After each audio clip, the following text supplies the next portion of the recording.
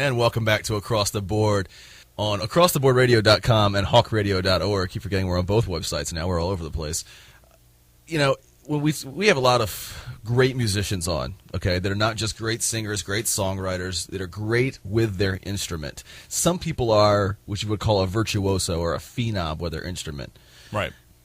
If you talk about that with the guitar, without a doubt, you have to mention this name, Jonny Lang. Johnny's with us right now. Johnny, how you doing today, man? I'm blushing. You know, just the incredible amount of talent. I remember you're just a little bit younger than me. I was in high school, and Lie to Me came out. Right. And I actually remember because my girlfriend at the time was a huge fan. She was always talking about Jonny Lang, Jonny Lang. So I got the name stuck in my head. But you've been playing guitar since you were 12 years old, right? Yeah, basically. Yeah, my dad got me a guitar on my 13th birthday. So, yep, that's when I started. Wow. And then, you know, you went to go see a band, play, and then the Bad Medicine Blues Band, and then you became the star of the band not long after, I guess within a year after. How did that go? How did the band accept you in? I mean, how did they see this 13-year-old kid at the time and say, yeah, you should be in our band. We're going to release a major, album. Well, my dad was friends with all those guys, and which is how I, got to go and kind of see one of their concerts, which was like my first concert ever. Right. And saw the guitar player, and I had never really envisioned myself playing an instrument before then. And just kind of said, I want to be like that guy. So, fortunately, he gave me guitar lessons. And sometime after taking lessons with him, they hired me as their lead singer. That's incredible. And which, looking back, they were all like 25-ish. And, looking back, I don't think I could hire a 13-year-old. Right. You know what I mean? And so that was just an amazing opportunity, and I pretty much owe it to those guys, for getting at least started that young. And so yeah, but I played a little bit of guitar in the band, and just got better over time. And that's how it started. Got better. That's such a humble way to put it. Yeah, he's modest, right? I'd say, yeah. How did that go, though? I mean, you're 13 hanging out with a bunch of 25-year-olds. I mean, how that must have been, and how did you relate to them, I guess, off the stage, which is most of the time? Well, I mean, I found out they're pretty much, they hadn't grown up past 15, too, so even though they were older. But, so, I don't know, we got along pretty well. I was like the little brother, it was that kind of a thing. And, right. And we got along great, man. We're still good friends to this day, so. Do you think that with being such a young age, do you think it was hard for them to take you seriously as a musician then, or did they just really have to put faith in you? I always had my things I had to prove, I think to them and whoever else that was paying attention to me as a musician. But they gave me the benchmarks to strive for. Right. And so just being able to have that, being able to be in a band of great musicians that know the different steps you have to take to kind of try to master your instrument or whatever, or being a musician is the greatest help I could have ever hoped for, being young like that. Because otherwise, I'm just practicing in my room, right. Trying to find my own way. And so I had a great deal of instruction. Now, if you were to look at the old school purists of blues, they would say that, even at your current age of 30, that at 30 years old, what really do you have to write about in terms of blues? I mean, do you think that that's changed now with the way that the nation has changed and the current state of affairs in the world? Do you think that age has anything to do with being able to write the blues? Well, it's kind of a funny topic, whole blues and who has the right to sing it or whatever thing. It's because to me, nobody really does anymore, regardless of your race. It's like if you want to be really purist about it, I mean, this was music born out of a culture that we don't have anymore, and the struggles that went along with the culture that, still fragments of it exist, but it really doesn't exist as a whole anymore. And so, I certainly don't know what it's like to go through what, like, Robert Johnson and all these guys went through. Very true. And so I can't come up with music based on those kind of feelings, let alone invent an entire genre. Right. You know what I mean? It's those guys, when they were starting, they didn't call it blues. You know what I mean? It's like they didn't have a name for it when they started. It was just country music, country folk music to them, and it just caught on and started to become its own genre, after a while. And so, but so I kind of just put it myself into another category, which is just like, the person who is trying to, the songwriter who's trying to relate to people where they're at. And, I'm only 30 and I haven't gone through some of the things other people have.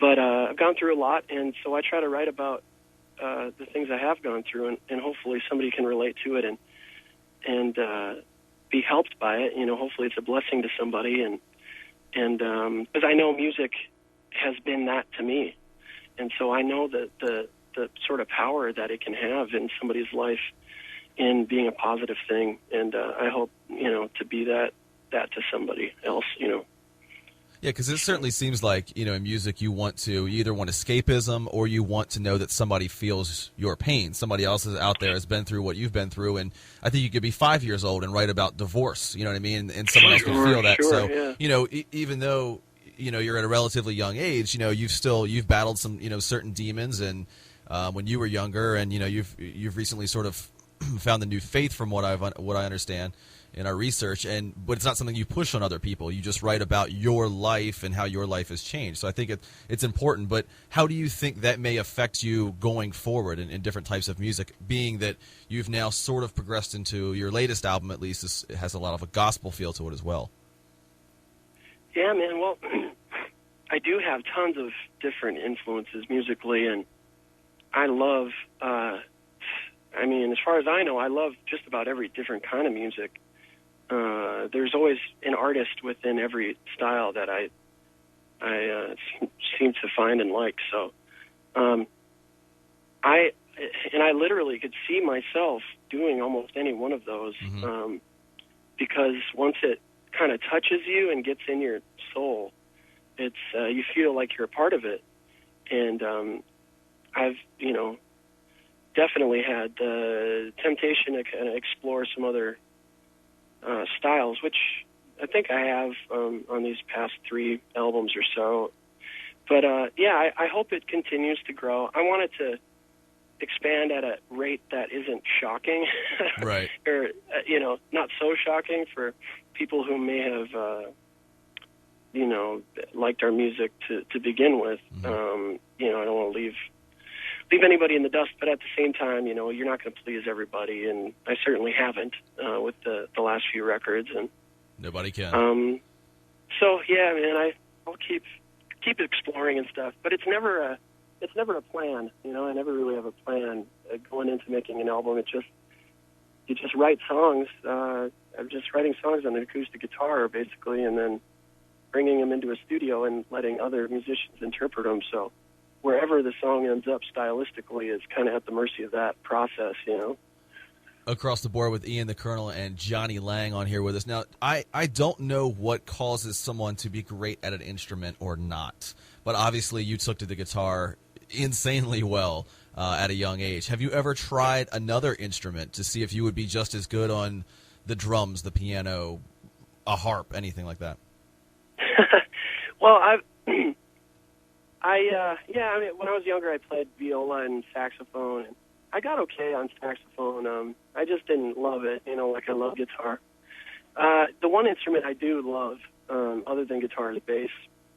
I love playing bass, and I haven't really, done it yet live or like on an album or anything, but but I could see myself maybe playing some bass on some stuff. Is that a project for the future then? Yeah, probably. That Probably. would be pretty good, I think. I don't know. As long as there's somebody who can do it better than me, I'm going to defer to them, so. So I don't know. Now, you've evolved, obviously. What you started as was just, a great young guitar player, and you've evolved into this really almost like a songwriting powerhouse. Obviously, like you had said before, there were events in your life that caused you to go through this. But what does it feel like now that you have you're writing these amazing songs now, and to be able to pour your heart out on stage, not just through your instrument but through your vocals as well? Yeah, more than anything, within playing music for me, being able to get out what I'm intending to get out in lyrically has been the most satisfying thing to me, and the most rewarding thing. Yeah, man, there's nothing really that I've ever experienced like working to get lyrics that match the music that you've made, and then having those lyrics be important to somebody who hears them. Yeah, it must be an incredible feeling. It's just it's neat. It's the same kind of thing you would get from having a conversation with somebody that and your conversation helped them out somehow. Right. So it's a really neat thing. Now, you've had so many great things. We talked about the blues, but you've had so many great things happen to you in life as well. I guess what means more to you, or does one mean more than the other? You've won a Grammy.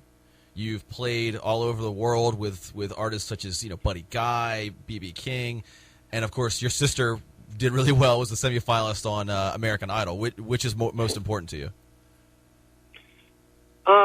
Out of all the experiences, are you saying? Yeah. I know I'm saying is an award. Does the Grammy mean more than playing with B.B. King, or does that validation of the blues legends, does that mean more to you, or is it all sort of just part of the same experience that it's all great? Well, as far as just the experience of it, I'll take playing with B.B. King over a Grammy any day. Right. But I mean, winning an award like that is it's flattering, and it's kind of a thing unto itself, I don't know if it made me feel any more valid as a musician. Okay. But it made me feel good to know that there was a group of people somewhere who considered, my album kind of worthy of an award that's such a big deal to people. Yeah. And so I'm definitely honored, definitely. And, one of my favorite tracks that you've ever been on, of course, a lot of your own stuff as well, and Lie to Me, the first one to come out, still, that song gets me every time I hear that. But when you did When Love Comes to Town with Joss Stone on Herbie Hancock's album Possibilities, that was incredible. And I saw the video of that. It was on, HBO, Showtime, one of those things, I think. And that was just amazing. What was that experience like, to be able to collaborate on a track with so many great artists? Man, it was unbelievable. I this may be a bit of a spoiler, but Joss and I actually weren't in the studio together. I know the video. They cut it together. Yeah, it looks like it. I'm probably making the editors of the movie angry right now saying this, but but I was in there with the band and with Herbie live in the studio recording it, and sitting right next to Herbie, and that was probably the neatest studio experience I've ever had. Yeah, starstruck maybe, or a little bit, man. I mean, he's like a Ray Charles, or something like that. He's an icon, and a frightening library of music. That guy, he's just so far above most of us in his his, technical knowledge and ability. And so it's a little intimidating, but I was just happy to get my 5 notes in, and alongside of him. But the coolest thing about that was there's a whole outro on the song that they didn't put on the album, and Really? it just kind of happened spontaneously in the studio. They went into like this Latin thing, and he just ripped the piano in half, basically. Wow. Like, I was just sitting there, like, I just couldn't move. I couldn't believe what I was seeing. So it was amazing, man. It was an amazing experience. So what's next for you? You've done, collaborations. You've toured with, the likes of Aerosmith and, B.B. King, as we talked about before, Sting, the Rolling Stones. I mean, you've toured with so many great musical acts. I mean, the top of the top. What's next for you personally?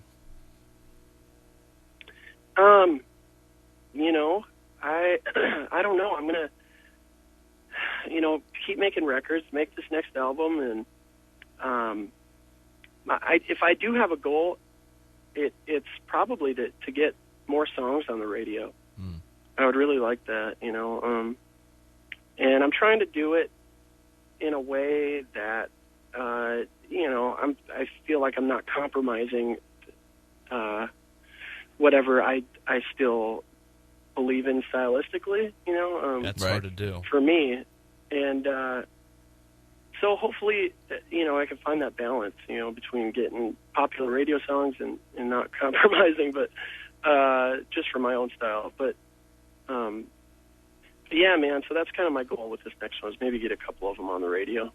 So what's the timeline then? Are we looking for this new album? I would say we'd be done with it somewhere around the fall. All right. So there you go. yeah. We can look forward to that sometime this fall. Make a good Christmas present for people. Absolutely. What about Jonny the Man? Not just Jonny the guitarist and singer and songwriter, but Jonny the Man. What would make you feel successful in life aside from music? Personally. Oh, dude, if my kids,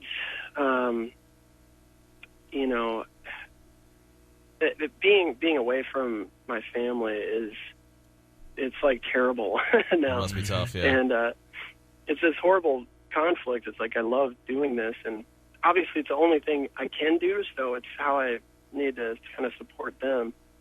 But it means I have to be away from them sometimes, and that sucks. So I hope after all of this is said and done, they're not these kids, which many kids are, like kind of,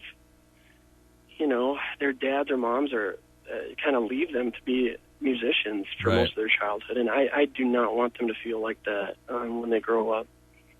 And so I'm trying to find that balance too, Yeah, that's a tough balance right there, but incredible if you're able to do that. Right, keeping it in the forefront of his mind like For that. sure, yeah. Something we'd like to ask all of our guests, Jonny, if you knew you had, obviously you have a long life and career ahead of you, but if you knew you had 5 to 10 minutes left, on this earth, what one song would you want to be the last that you hear or perform? It can be yours or anybody else's. Last notes you want to hear. This kind of sounds, the first thing that comes to my mind, I've never thought of that, I don't think, but the first thing that comes to mind, and this is probably cliche, probably everybody would say this, but song that Leon Russell wrote, A Song for You. Oh, okay. Actually, no one's... Donny Hathaway probably did the most popular version of it. Yeah, no, we've had other blues artists. Nobody has given that answer, actually. Okay. Yeah, that one, that pretty much sums up. It almost sounds like it was written for that purpose. Like, I've got 10 minutes left, and here's my song. Right. Mm-hmm. Yeah. So that, I would want to play that one, not perform it. Probably play Donnie's version of it. And just listen. If you had to choose between singing and guitar, which would you choose? Singing. Really? Because That's not the Absolutely. answer I was expecting.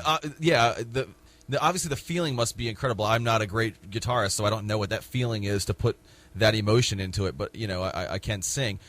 Describe what makes you say that, though. What's the difference? It's close for me, but I don't know. I guess it's something that I can't really articulate of why I love singing more.